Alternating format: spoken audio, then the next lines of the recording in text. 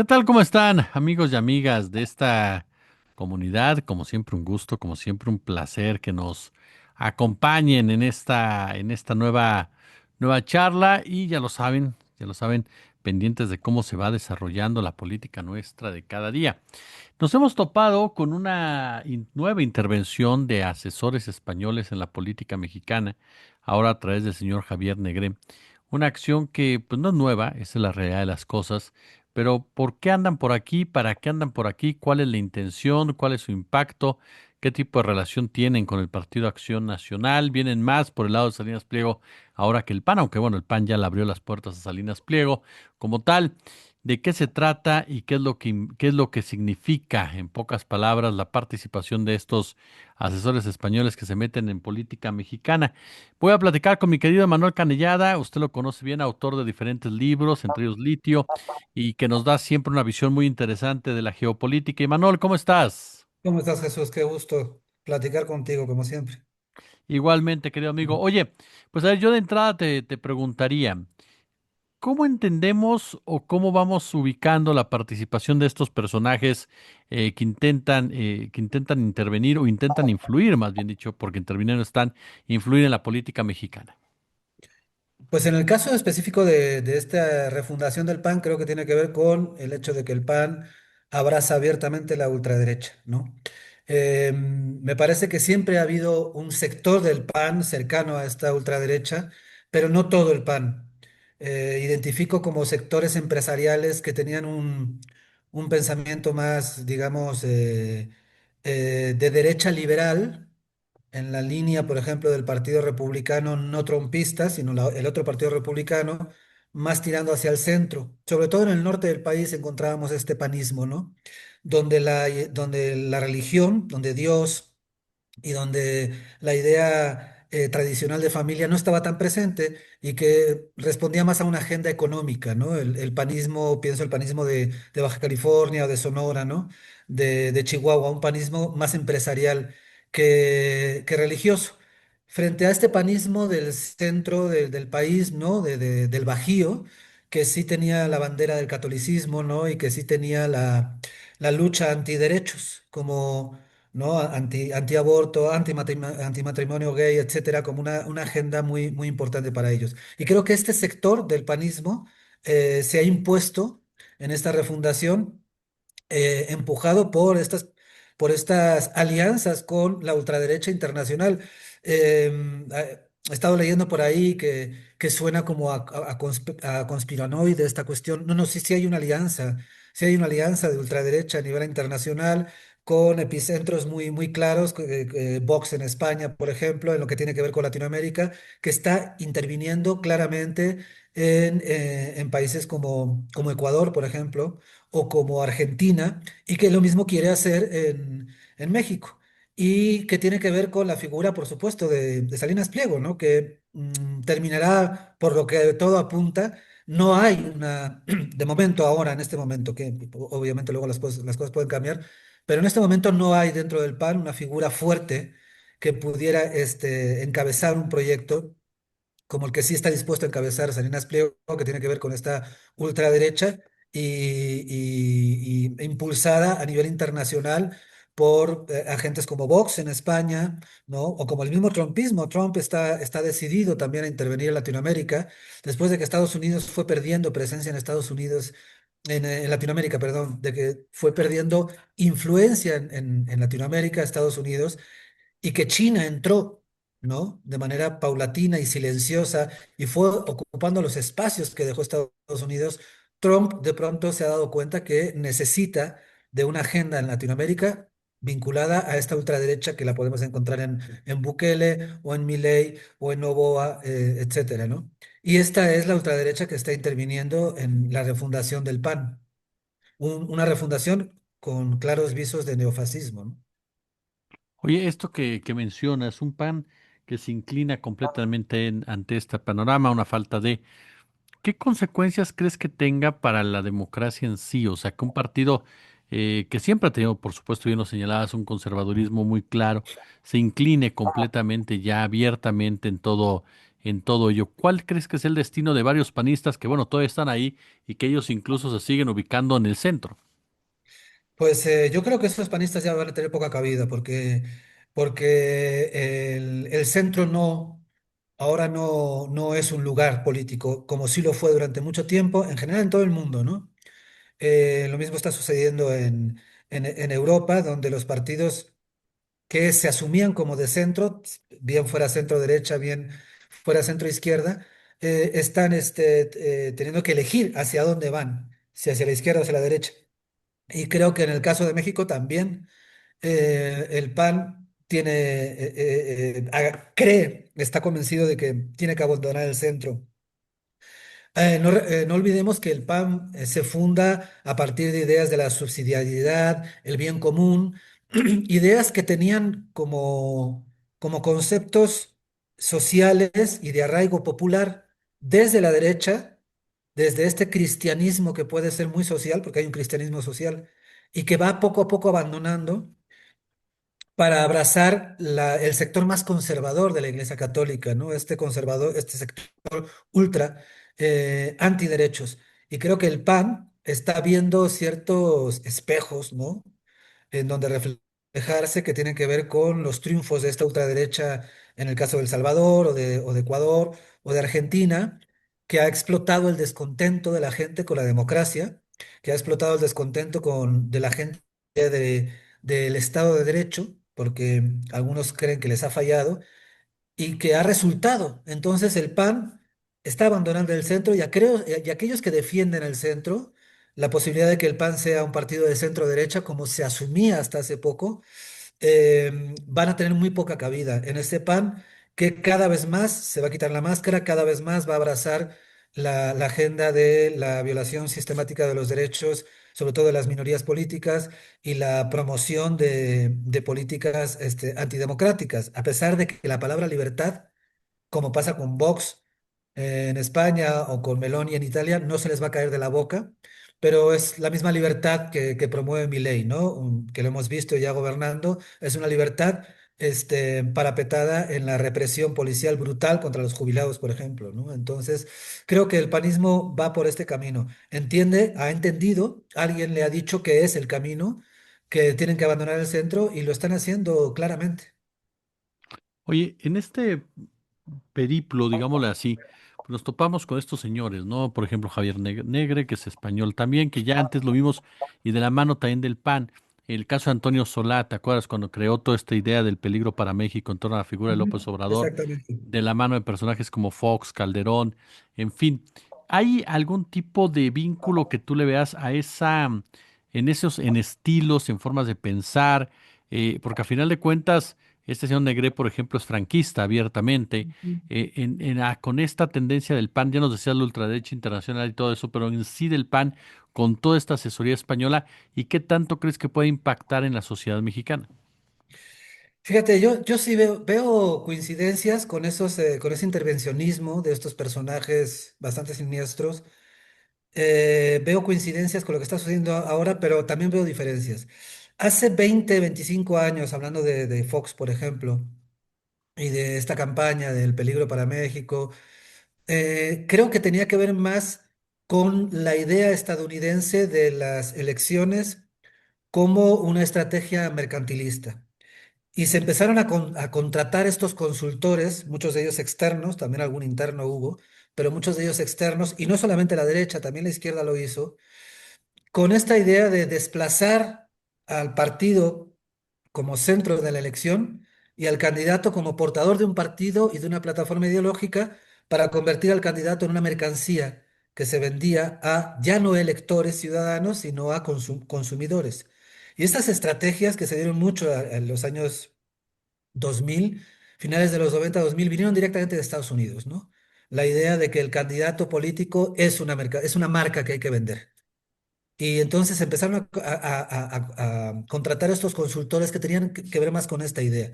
En el caso de ahora, de esta refundación que acaba de suceder en el PAN, creo que tiene que ver más una agenda de ultraderecha que está tratando de penetrar en América Latina frente al auge que ha habido en los últimos años de una izquierda que, salvo en México, por desgracia, se están tambaleando en todas partes. Es decir, cuidado, sí nos tendríamos que poner en alerta, porque esta agenda de ultraderecha, dirigida desde...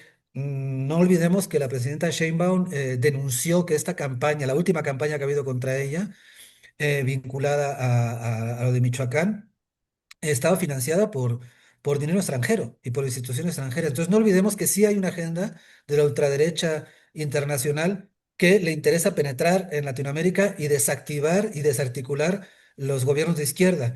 Y lo está logrando. Chile es el caso más reciente. Después de este efímero paso de Boric, vemos cómo va a ganar no la derecha, la ultraderecha, cuidado, porque ni siquiera va a ganar una derecha de centro, que también lo hubo en Chile, ¿no? No, no. Gana un pinochetista convencido neofascista.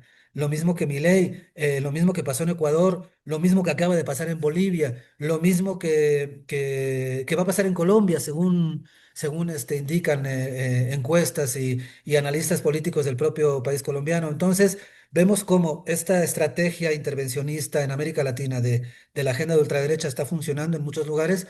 México resiste, Brasil resiste. Brasil, a pesar de la experiencia de Bolsonaro, resiste, pero esta resistencia tiene que fortificarse de muchas maneras, ¿no? Y en este momento no creo que sea enemigo o adversario, para utilizar los términos de la presidenta, no creo que sea adversario esta ultraderecha, esta agenda de ultraderecha que entra a través de un partido que está muy, muy, muy diezmado, con un posible candidato, Salinas Pliego, que está también muy diezmado. No creo que sea enemigo. Ahora, me parece que el principal enemigo, y creo que el ejemplo de Bolivia, perdón, debería servirnos. El principal enemigo de Morena y de la 4T está dentro de Morena y de la 4T. Y ese desgaste es defraudar a la gente a largo plazo, puede abrir los espacios para que entre esta agenda de ultraderecha y un candidato como Milei pueda echar raíces en México. Ahorita de momento me parece que no. Ahí están las últimas encuestas que hablan de un 72% de aprobación. Vemos el fracaso de esta última campaña, ¿no? A raíz de lo de Michoacán contra la presidenta, esta convocatoria de la generación Z, etcétera. Vemos que fracasó realmente en términos de impacto. Fracasó, sí hizo mucho ruido y es un ruido que de pronto distrae, pero creo que fracasó. Pero sí hay a largo plazo la posibilidad del propio desgaste que tiene que ver con el ejercicio del poder y y de las luchas internas que pueden ir desgarrando un proyecto, y ahí es cuando estas propuestas como las que encabeza Milei en Argentina pueden encontrar espacios y encontrar plataformas que los impulsen, de manera que no nos podemos confiar ni podemos dormirnos. Esto sí me parece a mí que es algo que tenemos que tener muy presente. No podemos confiarnos, no podemos dormirnos. Digo, como proyecto de izquierda y como el único país que en América Latina al menos, que, que tiene un proyecto de izquierda a largo plazo, ¿no? Oye, querido Manuel, ¿qué pasa o cómo ves tú el papel de los empresarios? Siempre hemos dicho que el PAN era un partido de empresarios. Se ha hablado mucho que el empresariado, pues obviamente de origen de ADN no es progresista, ni de izquierda, ni humanista, ni mucho menos, pero se ha mantenido un poco al margen de todo este asunto de Salinas Pliego. Pero sorprende que de repente en la transmisión de la marcha hubiera patrocinadores como tal. ¿Cómo ves tú el papel del empresariado en esta discusión, en este papel de la participación de Salinas Pliego como representante de la ultraderecha, la alianza con el PAN? ¿Crees que esto los lleva a dos personajes, uno particularmente integrante de la empresa del IP y el otro un partido vinculado siempre al empresariado, a romper con un sector del empresariado o se están aguantando, como quiere saber qué está pasando? Pues yo creo que están apostando a todo, ¿no? Los empresarios siempre han tenido esa capacidad, ¿no? De ser muy cautos y de ver a ver cómo se desarrollan los escenarios, ¿no? Mientras no prenda la opción de este nuevo pan de neofascista ultraderecha con este lema terrible que recuerda al fascio italiano, ¿no? De que es Dios, patria y familia. Mientras no prenda esa opción, yo creo que una buena parte del sector empresarial va a seguir negociando con la 4T como lo ha hecho hasta ahora, porque no les ha ido mal. Los resultados, los números arrojan que no les ha ido nada mal con la 4T.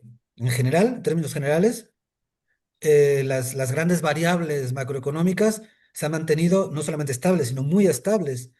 Y de manera que hay inversión interna, externa, y eso los empresarios no lo van a dejar de lado, porque al empresario lo que le busca es, no tiene agenda ideológica, lo que busca es ganar dinero. Entonces, mientras este gobierno le permita seguir ganando dinero, que así ha sido, ¿no? Porque no, ahí están las cifras. Y la otra opción, que obviamente sí es más cercana a su posicionamiento ideológico, pero mientras no aprenda, mientras no tenga posibilidades electorales reales, no van yo creo que no se van a tirar a así como barril sin fondo o a un agujero que los puede llevar a nada y a perder toda posibilidad de permanente negociación con la 4T. La 4T es un gobierno que le está apostando muchísimo a la inversión gubernamental. Bueno, estar en buenos términos con la 4T implica poder acceder a licitaciones, poder acceder a fuentes de ingresos que les interesa mucho. Yo creo que van a esperar, la gran mayoría, no, por supuesto que habrá alguno que no, pero la gran mayoría del empresariado va a seguir de manera cauta, esperando a ver si prende este nuevo panismo con este posible candidato. Y si prende entre la población, entonces sí se van a subir a ese barco porque es mucho más cercano al de ellos, a sus posturas ideológicas, incluso culturales, tú lo has dicho, ¿no? El ADN está claro. Pero mientras no sea una opción real, tampoco van a cerrar las puertas con la 4T porque no les ha ido mal. Entonces, a ellos, ante todo, lo que les interesa es seguir ganando dinero. Claro. Finalmente, Kevin Manol, tú y yo hemos platicado muchas veces de las agencias gringas, de cómo se mueven, ya nos hablabas de una ultraderecha internacional. Y mi pregunta aquí es, ¿por qué México? O sea, ¿por qué México se vuelve tan importante en esta disputa que ya se da más allá de nuestras propias fronteras entre Oriente y Occidente? Bueno, primero porque México en este momento es la primera economía en español. El año pasado superó a España y es la primera economía en español y es la 10ª economía mundial. Es decir, México es un país que siempre ha sido muy atractivo y siempre ha tenido los ojos de todos los potencias y los inversores del mundo. Entre otras cosas, por su cercanía con Estados Unidos, por el Tratado de Libre Comercio, que lo vuelve un país estratégico y porque creo que en México las cosas se hacen bien. Entonces, bueno, eso creo que es un factor importante. Y dos, porque creo que México impacta en Latinoamérica. No, de pronto no somos conscientes en México de la importancia, del peso que México tiene en toda América Latina. A pesar de haberle dado la espalda, a pesar de que el proyecto neoliberal le dio la espalda a América Latina y se entregó, se arrojó a los brazos de Norteamérica, con la llegada de la 4T, con la llegada de Andrés Manuel López Obrador, ese liderazgo que México ha tenido históricamente en América Latina se ha recuperado.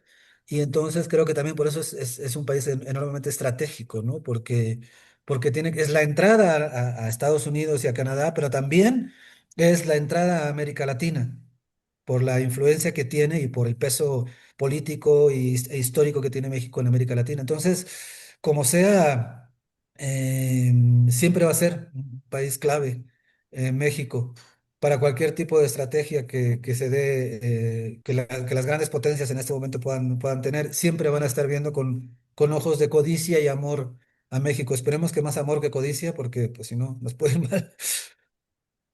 Mi querido Manuel Canellada, yo como siempre quiero agradecerte estos minutos para nuestra comunidad, oye. Al contrario, gracias a ti por el espacio y por la charla. Un placer, como siempre, de veras.